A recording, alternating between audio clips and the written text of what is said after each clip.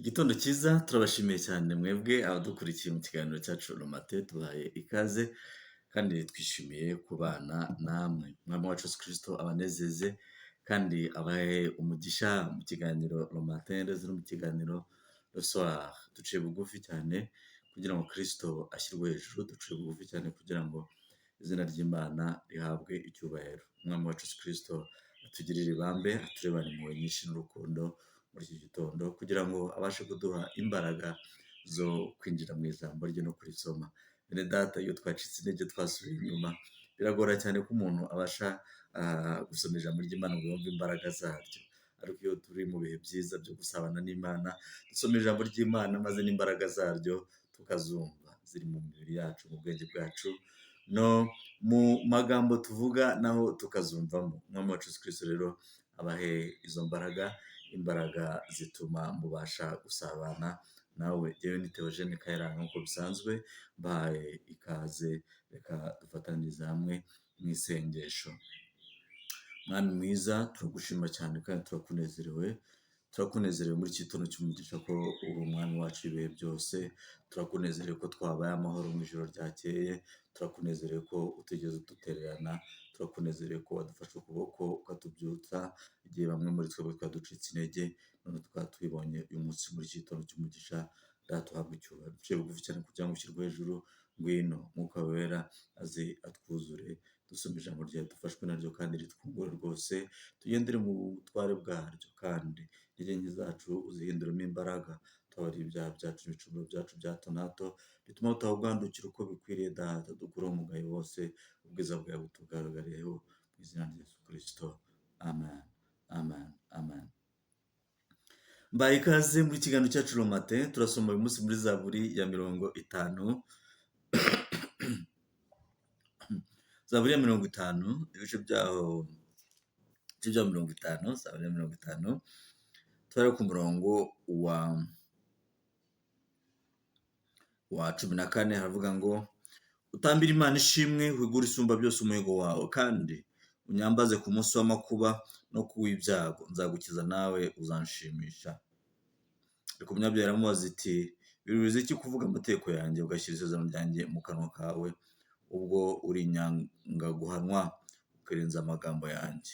Iyo ubonye umujura wishimira kubana nawe, kandi ufatanya n'abasambanyi. Ushyira ibibi mu kanwa kawe, ururimi rwawe rukarema uburiganya. Wicara uvuga nabi mwene so, ubeshyira mwene nyoko. Ibyo urabikora nk'ukubera ukibwira yuko mpwanye nawe. Ariko nzaguhana mbishyire imbere y'amaso yawe uko bikurikirana. Nuko mwabibagirwa Imana mwe, mutekereza ibi kugira ngo ne kubashishimura. Hakabura ubakiza, untambira ishimwe wese abanyubahiriza, kandi utunganya ingeso ze nzamwereka agakiza k'Imana. Amen. Uyu munsi amagambo tugiye gusoma ni amagambo navuga yo gukebura, yo kwihaniza.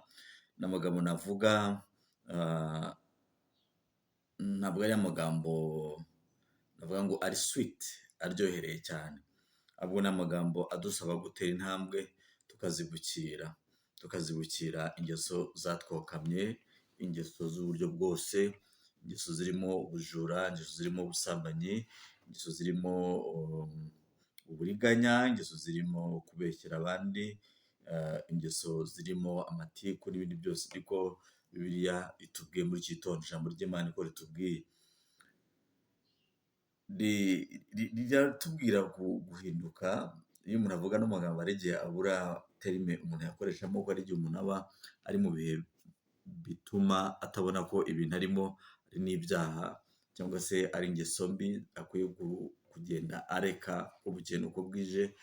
Mvuze agenda areka kubera ko hari igihe bigorana guhita umuntu arekura ako kanya ibintu bimaze kuba umuco.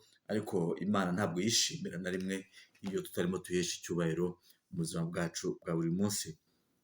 Niyo mpamvu irimo rebuking mu yandi magambo, itubwira ngo utambire Imana ishimwe, wigure isumba byose umuhigo wawe. Impamvu iri jambo umuntu aryumvise yumva ari nk'ijambo ryoroshye cyane kubera ko gutambira Imana ishimwe ari igihe tubiha imbaraga nkeya cyane, kandi ibyo Imana yakoze byo ari binini cyane.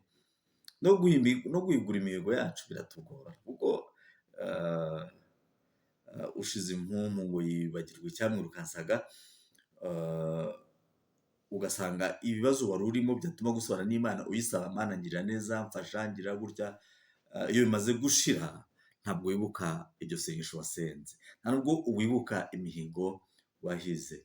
Ariko muri iki gitondo ndagusaba mwene data kugira ngo wowe nkurikiye, kugira ngo urebe, wongere ugenzure urebe niba nta mihigo wigeze uhiga, uri mu cyumba usenga, uri ahantu mu gashyamba, uri mu nzira ugenda, urebe niba nta mihigo wigeze uhiga. Ari imihigo twagiye duhiga tukayibagirwa cyangwa se tukayitesha agaciro, tuvuga ngo sefini ntabwo ngikeneye gutekereza ku byo kuri status narimo kera. Hanyuma bikaza kubera ikibazo gikomeye cyane iyo wongeye guhura n'igihe, kandi ibyo bihe bihoraho cyane, n'ibihe wumva nanone ukeneye ubufasha bw'Imana, bivuza ko Imana ikugarukaho, bivuza ko Imana ikugirira neza. Mbese ujya ubyibuka, mbese ujya utekereza ibyo bihe byagushyize ahantu ukaboroga ukarira, bigatuma uvuga amagambo menshi, hakabamo n'imihigo myinshi utakambira Imana kugire neza, kandi koko ikumva gusenga kwawe ikagutabara. Yakubwira umunsi muri iki gitondo ngo uhigurire isumba byose umuhigo wawe, kandi uyambaze ku munsi w'amakuba no ku ibyago, bazagukiza kandi nawe uzamunezeza. Hari igihe tuba twibwira ko Imana itanezezwa n'amashimwe yacu, ariko Imana inezezwa cyane no kubona abantu bayo bagaruka mu nzira yayo, imitima yabo yuzuye amashimwe, bafite amashimwe mu kanwa kabo, bavuga ngo data warakoze ku byo wadukoreye, data warakoze ku byo wadukoreye, data warakoze ku byo waduhaye, data warakoze ku nzira nzitane watunyujijemo tukavamo nta gisimba kituriye, nta nzoka iturumye, nta ntare ituriye, nta kintu na gito kidutontomeye. Mana wagize neza. Ariko kamere yacu ya kimuntu hari igihe yibagirwa rwose, tukajya kure y'ubuntu bwayo, tukajya kure tukibagirwa, tukibwira ko ibyo twagezeho byose ari twebwe twabyigijejeho, ariko biragatsindwa kwibagirwa Imana, biragatsindwa kwibagirwa urukundo rwayo, biragatsindwa kwibagirwa aho Imana yagukuye, biragatsindwa kwibagirwa situwasiyo y'ubuzima yagukuyemo, ubukene, indwara, ibigeragezo by'ubuzima bitandukanye Imana yakunyujemo, ukavamo uri intakite, utagize ikimwaro, utagize ikibazo, utagize ikintu cyose cyatuma data mwiza, oh haleluya, icyo cyose cyatuma wumva ucishwe bugufi imbere y'abatagukunda, y'abakwanga. Kristo yaguhaye icyubahiro, arakuzamura, yakavarinze rimwe na rimwe n'amafuti yacu. Nyakunda kubivuga, hari n'igihe umwami wacu Yesu Kristo akavaringa amafuti yacu atari uko ayakunda, ahubwo ari uko azi ikintu yahishe muri twebwe, ari uko azi umurimo ashaka kudukoresha akadukavaringa, kugira ngo izina ry'Imana rihabwe icyubahiro. Ariko akanaducyaha akavuga ngo ariko umunyabyaha Imana iramubaza ati wiruhiriza iki kuvuga amategeko yanjye, kuvuga ubwiza bwanjye, kuvuga, kuririmba muri korali, kubwiriza ubutumwa bwiza, kuyobora intama zanjye, ariko nta kintu kiri muri wowe uri hollow, niko ijambo ry'icyongereza rivuga, harimo icyuho kinini cyane, harimo umworera munini cyane udashobora kuzuzwa amagambo y'Imana. Wiruhiriza iki?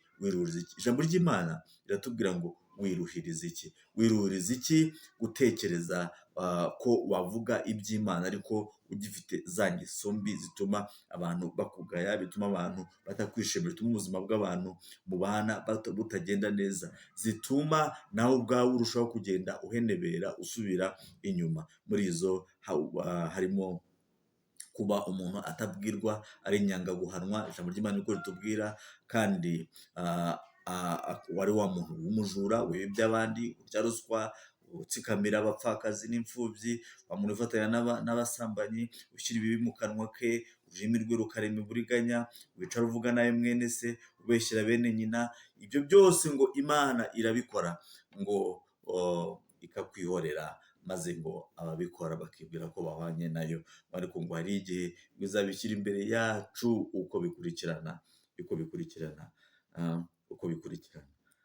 Mwene data, ese ibyawe biramutse bigiye imbere yawe uko bikurikirana kimwe ku kindi, ntabwo wakorwa n'isoni, ntabwo wakorwa n'ikimwaro? Imana iramutse ishyize ku mugaragaro, igatunga itoroshi mu buzima bwa Theogene, igatunga itoroshi mu buzima bwawe wowe nkurikiye, ikahashyira itoroshi muri famiye yawe, mu muryango wawe, yasanga bimeze neza. Reka dusabe Imana itubabarire, reka dusabe Imana itugirire neza, iduhe imbaraga zo kurekura rwose ingeso ziduhenebereza, dushyira mu kure cyane y'ubuntu n'urukundo rw'Imana. Data adushoboze tube bazima, tureme umuco mwiza mu miryango yacu, tureme umuco mwiza ku bana bacu, twe kurema akarande mbi ku bana bacu, ahubwo tureme umuco wo kubaha Imana no gukurikira Imana. Ubwo ibyo urabikora ukibwira ko mwanye nawe, ariko ngo igihe kimwe muzabishyira ku mugaragaro, kimwe ku kindi uko bikurikirana kuri screen, kimwe ku kindi uko bikurikirana. Ndagusaba muri iki gitondo ngo Imana ye kugera kuri urwo rwego, aho imurika igitoroshi mu buzima bwawe, maze ugaseba, maze ukumva ufite ikimwaro n'ipfunwe. Ndagira ngo turusheho kugenda twera, turusheho kugenda dusa na Kristo, kugira ngo imbaraga ye itware mu mitima yacu none iteka ryose. Ugire umunsi mwiza mwene data, ugubwe neza, amagambo y'Imana akomeze kwaguka muri wowe, ukomeze guharanira kuba umunyangeso nziza, ukomeze guharanira kumva ijambo ry'Imana no kuganduka inzira mbi wari urimo, usubire inyuma uvemo, wongere uvuge ati Mwami mbabarira, mfata ukuboko, nkomeza, ntwara, nyobora, kandi ngendane nawe nciye bugufi muri byose, mu izina rya Yesu Kristo, amen. Mwami Yesu, ndagushimiye cyane kuri umwami wacu kandi dukunda, gushimira urukundo rwawe rwinshi, ngwino ubane natwe kandi dushoboze kurekura ibidafite umumaro, duhe imbaraga zo kunesha ibiturwanya biturusha imbaraga rimwe na rimwe, tukabona twacumbuye twavuye mu bubasha no mu butware bwawe. Bana natwe utwigishe kandi dukomereze muri byose, mu izina rya Yesu Kristo, amen, amen, amen.